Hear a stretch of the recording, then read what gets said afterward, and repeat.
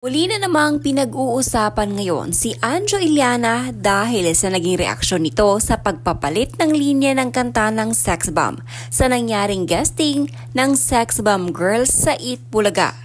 Sa halip kasi na Anjo Iliana ang linya ay pinalitan ito ng Jose Manalo. Sa video na nilabas ni Anjo sa kanyang social media, sinabi nitong alam umano niyang si Jose Manalo mismo ang nagpapalit nito dahil sa kagustuhan umanong asarin siya. Ngunit ayon kay Anjo, hindi naman siya nainis kundi natawa lamang umano siya. Matapos nito, sinabi pa niyang masama daw talaga ugali ni Jose Manalo, kaya posible daw talagang si Jose ang nag-utos na ipalit ang kanyang pangalan sa kanta.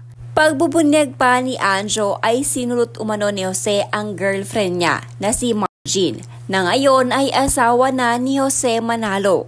Kwento ni Anjo, 1 taon din umano silang magka-live-in ni Margin. Siniraan daw siya ni Jose. Tila nagkaroon pa ng pagbabanta si Anjo kay Vic Soto at Joey De Leon sa huling bahagi ng kanyang video dahil hindi nito nagustuhan ang naging reaksyon ng dalawa sa pagpapalit ng linya sa kanta. Ayon kay Anjo ay wag umunong subukan ni Vic lalo na si Joey De Leon na siraan siya dahil tila may alam itong lihim ng dalawa. Good evening at lagi kayong mag-iingat. Ready na yung mga pang brownout nyo at baka mag-brownout. Malakas po ang hangin, malakas ang ulan at hindi ko alam kung nasaan ang bagyo ngayon. Samantala may paririnig akong kanta sa inyo. Ito.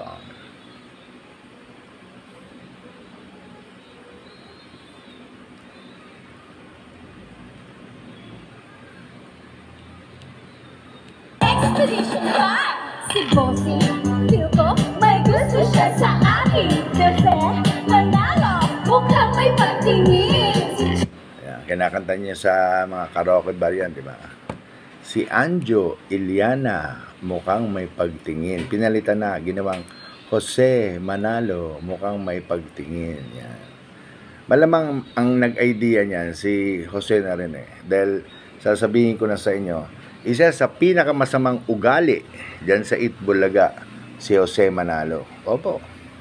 Pag wala si bossing dyan, napakayabang niyang taong yan. Ilang beses ko nang gusto sapakin yan eh. Siyempre, nagtatrabaho tayo. Cool. Napakayabang niya. Tsaka may atraso sa akin yan. Yang si Jose Manalo. Ito na, for the first time, at aaminin ko sa inyo. Nung ako po ay hiwalay sa aking asawa, nagkaroon po ako ng girlfriend at minahal ko naman siya. Sa katunayan nag-live-in kami ng almost 1 year. Hindi naman maiwasan na nagkatampuhan, yan. Nagkakaroon kayo ng LQ. Yung girlfriend kong yan ay, dancer ng Eat Bulaga. Kasi gusto ko yung mababait, gusto ko yung hindi mayaman, gusto ko yung masipag, yan. Yan naging girlfriend ko yan. Mamaya i-reveal ko yung pangalan. Minsan nag-LQ kami, ay nagsumbong sa akin yung girlfriend ko. Sabi sa akin na kasi medyo parang umiiyak siya noon eh. Pinagalitan daw siya ni Jose Manalo. Ang sabing ganon, bakit ka kumakabit sa may asawa? May asawa na yun. Hiwalay mo yan si Anjo, may asawa na yan. Di hiwalay na nga ako, di ba? Pero sinabi ni Jose Manalo dun sa babae, hiwalay mo na yan. May asawa na yan, pinagalitan. So, medyo nag-iiyak yung girlfriend ko. So, ang ending, nung medyo naghiwalay kami, ang ending, etong Jose Manalo, inahas pala ako. Kaya pala niya ginawa yun. Oo, ngayon asawa na niya, si Margin Maranan. Yan. Girlfriend ko yan, 1 taon. Ano kami niyan, okay kami niyan, wala kaming problema masyado niyan. Ang ko lang, ahas talaga tong Jose Manalong to eh. Biro mo, nagkakaso na sila nung asawa niya dati. Naalala niyo yun, sila mag-asawa, nagbenta ng bangin. Sumalangit na yung kanyang asawa, alam ko, pumanaw na yun. Pero naalala niyo, may kaso yan, iiyak-iyak pa yan si Jose Manalo nun dahil Umiiyak yan eh. Kasi kukulong na siya. Di ba? Mag-asawa, nagbenta ng bangin. Bangin. Walang lupa, bangin. Yan. May kaso yan nun eh. Hagilapin nyo nilang yung mga kaso niyan. Kaya yan si Jose Manalo, napakawalang yan tao yan dyan. Isa yan sa sindikato na laging bumubulong kung sinong sisiraan at sinong tatanggalin. At ako, malamang tinirabaho niya na siniraan ako ng siniraan. Bakit?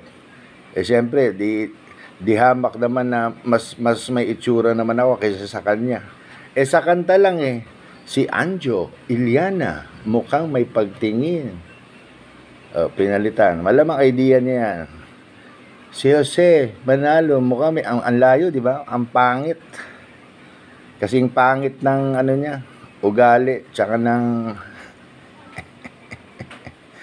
Anyway, naalala ko lang, naikwento ko lang sa inyo, isa yan sa sindikato yan, yung sa Manalo. Kita nyo, wala makatrabaho sa labas niya kasi may masama ugali eh. At yan, happy naman ako sa kanila kung happy sila na nagsasama sila at may mga anak na. Ito naman pass na to eh. Nakaraan na to. Na ano na ako sa kanta. Natawa lang ako. Talagang ano no, yung papalitan pa yung kanta para lang maasar ako. Hindi naman ako naasar, natatawa ako. Pero ano paring Joey, paring Vic, habang kinakanta na iba na yung lyrics hindi na si Anjo Iliana may pagtingin. Napansin ko, tawa kayo ng tawa, Joey, paring Joey, paring Vic okay lang sa akin tumawa kayo. Basta hanggang tawa lang huwag nyo kong sisiraan alam nyo na. Parang Joey. Parang Vic. Okay, so it's alright. Ganyan talaga ang buhay. At least once naging original ako sa kantang lyrics. So, kay Mergin, hello. Nasa akin pa rin yung mga letters mo. Tinago ko pa rin hanggang ngayon. So, magandang gabi and good night everybody.